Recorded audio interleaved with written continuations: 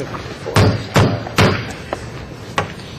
like to call the committee that oversees the governance agenda to order, please. And as our standard rule, would you please rise to the Pledge of Allegiance? Flags are behind us. I pledge allegiance to the flag of the United States of America and to the republic for which it stands, one nation, under God, indivisible, with liberty and justice for all.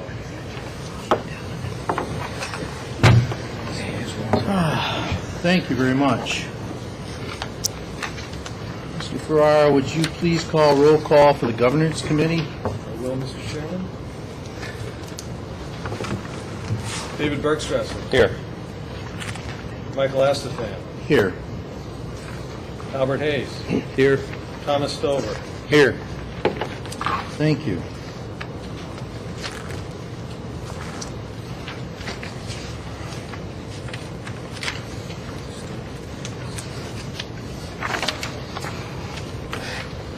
I'll do the staff. Mr. Clark. Here. Mr. Leslie. Here. Mr. Boltan. Here. Mr. Hodgson. Here. Ms. Wright. Mr. Ferrara. Here. Mr. Chairman. Thank you. Look for a motion to adopt the agenda as presented to you today. I'd like to make that motion. Thank you. Second to the motion? I'll second. All in favor? Aye. Any opposed? Thank you. I need an approval of the minutes from the January 10th meeting, 2012. I'd like to make that a motion to approve the meetings of 2012. Thank you. Second to the motion? Second to the I'll motion? second. Thank you. All in favor? Aye. Any opposed? Motion carried. Thank you. Committee business, there's none under old business. Under new business, we've got two items. First item I'd like to take up, gentlemen, is to go over the proposed charter changes. As a brief recap, if you remember, we now have, under our current system, 9 committees, and we want to reduce that to 4. And we've asked staff to go through and come up with language for those 4 charters for the committees. You've had time to review them. What I'd like to do today is to see if you have any recommendations or anything you want to discuss about the suggested charters before you.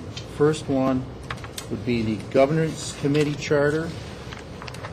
Do you have any questions, anything you want to discuss, anything you want to change, or do you think that after having reviewed them that they look okay as presented? I think they look all right. Okay. Look No okay to questions, me. Tom? Okay. All right. Audit Committee Charter. Any questions on that one? No. No questions? Okay. Operations Committee Charter. I only have one question, and I'm just bringing this up. It's not a big deal, but I'm bringing it up for conversation, and I would ask that the members of the committee give me their opinion, advice, and/or staff, please. For the Operations Committee, one of the things they're charged with doing is to watch over the reservoir operations and also the access permit system. And I noticed under Finance that the Finance Committee would be in charge of establishing the fees for the access permits. And I was just thinking, would it make more sense to have establishing the fees under the Operations Committee because they deal directly with the reservoir and also the access permit system? Because if they're dealing with it on a day-to-day basis and have, the most knowledge versus any other board member, wouldn't they also be looking at what it costs to run the offices and the reservoir system and the access permit system. I mean, it's not a big deal. I'm just raising the question, or should it stay under finance? I didn't see anything under finance where it really deals with overseeing the permit system. Finance oversees budget, Right. so think budget, you think of each operational entity within the two watersheds. Actually, the more, can I offer an opinion? Sure. The more I've thought about it, the operations committee would almost be redundant in that the finance would control the operations, because none of the operations occur without going through the finance committee and budget. So, The Rulemaking would occur in governance. right rulemaking would occur in governance, and governance would be the obvious place, or an obvious place to place oversight of the chief engineer and his staff as they operate the reservoir, so to speak. Splitting up the money side to finance, I guess gives two committees a role. I guess not so much division of labor as more of a separate control on how much money is spent. As I was developing the four committees, and to your credit, I guess it was my thought in the beginning. I kind of pushed four upon you. Right. As I was developing the four, getting input from other staff and talking to some board members. There's a question in our mind whether four is the appropriate number, whether we could do with three. Would that be more appropriate? And operations is the only one that is not mandated. Well, I tend to agree, Rob. I don't care either way. I mean, but what I was seeing under operations is somewhat of a redundancy of finance, and but I mean, I don't care either way. I think sometimes, most of the time, less is better.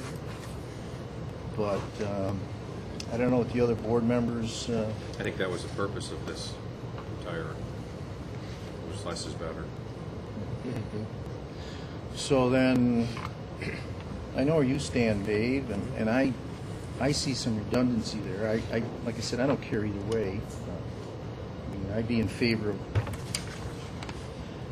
throwing that one out. But Al, Tom, how do you feel? Would it be something that we could, discuss on it or anything like that, or? Sure. What we can do, I'll tell you. I must apologize to the board. Let me go on to the next issue under new business, and it was to review the bylaws, proposed new bylaws. Because as we know, when you're looking at changing the number of committees and the charters, it also affects the bylaws. So you have to do it hand in hand. They run parallel. I had gone through the bylaws and made some notes about some suggested changes to discuss with the committee today. And I want to apologize. It's got to be sitting right on my desk. I thought I had everything together, but it's been a trying time for me lately, so I want to apologize. So what I'd like to suggest, if it's okay with the committee, is that I will put my notes together. I will email them to the committee members, let you take a look at them, email your responses to me, and at our next meeting in April, we'll go over them again to make sure we're all on the same page.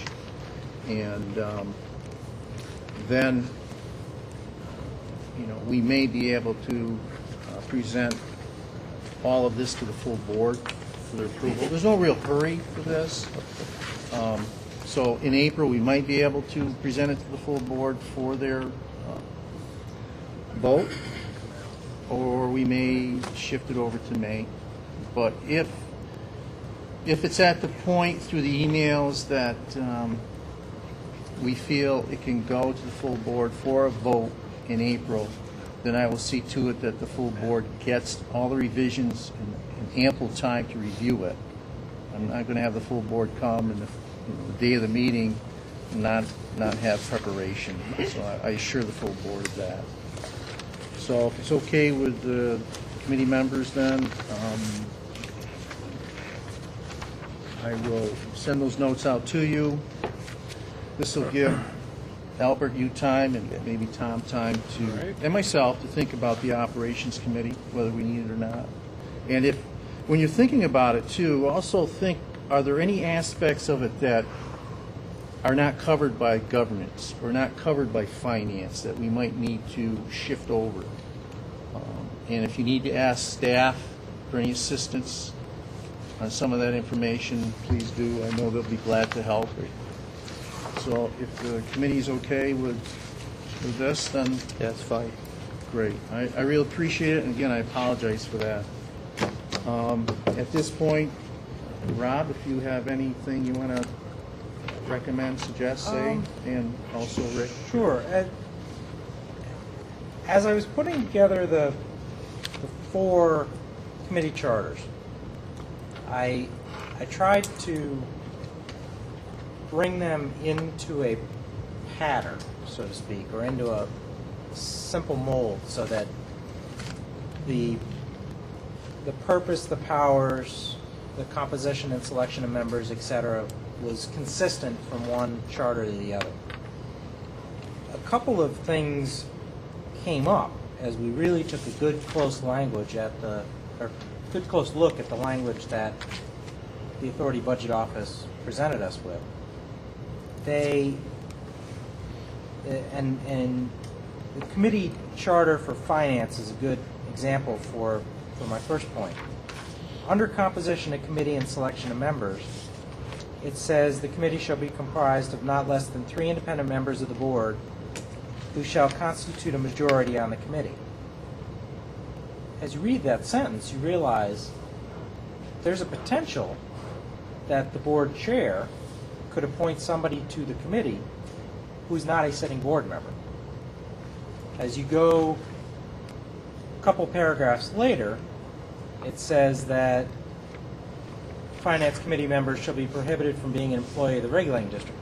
So your committee members, you have to have a majority of 3 from the board, but can't put an employee on the committee. But if Chairman Bergstresser decided he wanted to appoint his wife to the committee, could do so. Just something that you, as a board, should be aware of. Not that that's ever happened, but Wouldn't the board, though, have to approve his recommendation? He doesn't have sole authority to appoint. He can recommend for appointment, that's correct? true. So we have oversight over the chairman in case Yes. he's lost his mind and is going Right. off the... But if he wants to all these people in line. Oh, yeah. if he wants to move something or block something, a chairman, not this one particularly, Sure. but could appoint or could introduce for appointment somebody who's not a board member. Not a big issue, just I wanted you to be aware that it's out there. Turning to governance, we looked at the powers of the governance committee, and it talks about the committee looking at contracts, and typically we have not had any of the committees look at the contracts. Staff presents a contract to the entire board. The board then considers the contract, de novo or as an initial review, and then makes a determination. Now, if any particular board member didn't want a particular contract to go forward, had a question about a contract that needed to be answered, the way that the governance committee charter is set up, it gives that board member the opportunity to move something to governance and have the governance committee look at the contract. So in speaking with Rick, he and I thought that it important to bring up to you that simply because the governance committee charter suggests that the committee shall look at every contract or have the authority to look at every contract doesn't necessarily mean that it will.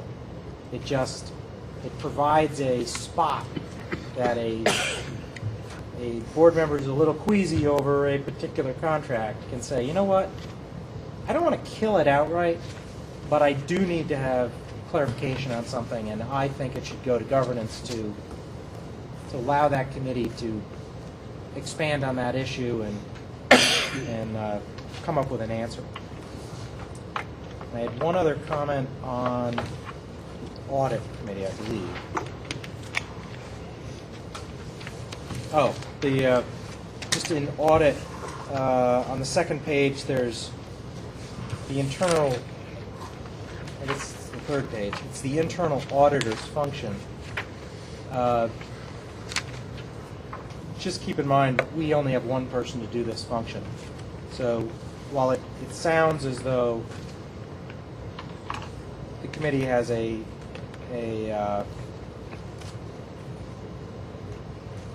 role in internal audit, it really is kind of separate. There was a thought that we could roll that into something else, but decided not to. And that's, if I could Yeah. say, and that's not to be misconstrued with the independent audit that the audit committee gets involved in terms of hiring. So in that case,